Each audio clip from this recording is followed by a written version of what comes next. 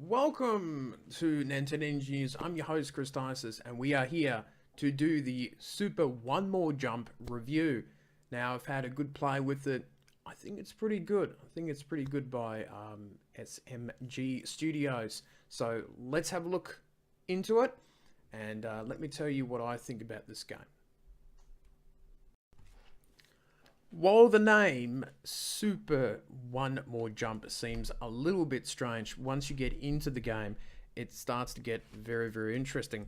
The game is basically you are controlling spirals as you're moving along this maze. There's a little bit of a Super Mario Galaxy vibe to it. With think of each of the planks that you're sort of going and gliding through, having like an orbit around it, and you're connecting up to other pieces and things like that.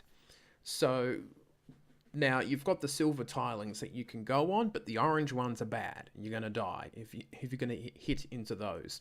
And with other obstacles in the game, such as springboards, spinning poles that can bounce you backwards and jump you up high, that's where all the challenge comes in. It starts off a little easy, and then it starts to get a little more difficult as it goes onwards.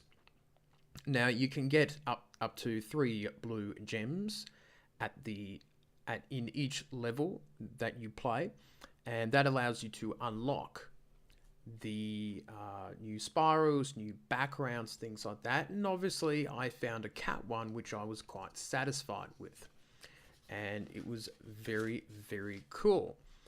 And I think the thing that I enjoyed about the game the most was it's very quick. Restarting if you die is very, very quick and easy. Seems like a very good pick up and play sort of game, much like the other game, Def Squared. Now, I believe this game was on other platforms and all that sort of thing. But regardless of your only ability to really press one button, it does keep you entertained in bursts, in terms of, this is something you can pick up and play pretty easily, run through a few levels, try to get all those blue gems so you can progress through the game and complete it.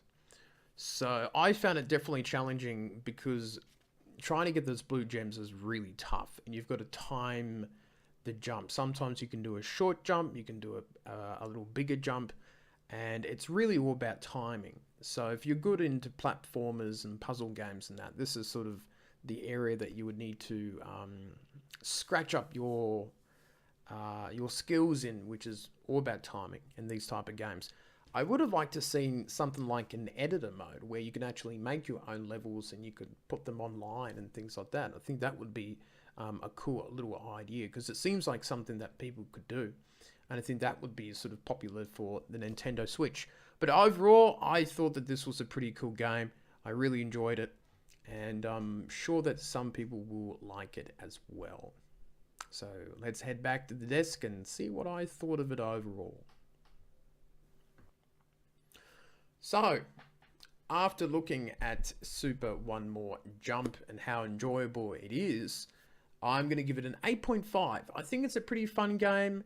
It's pretty simplistic. I think some people might get annoyed that it gets a bit too repetitive at times, but I think there's enough challenges and enough content to keep people happy on it. And I think that's the whole part of the whole main thing about this game. So I think it's a pretty enjoyable game. While it is simplistic, there is definitely a lot of depth and challenge inside this game for you to enjoy. So I think it's a pretty cool game for the Nintendo Switch. You can definitely play it on the TV. I think this would be great for out on the bus and out, traveling along in a portable sense outside. This sort of game will definitely test your wits and the trigger button, which is very, very important. So yes, an 8.5. And overall, this is a pretty cool game. So that is it for me, and I shall see you next time on Nintendo Ninja News.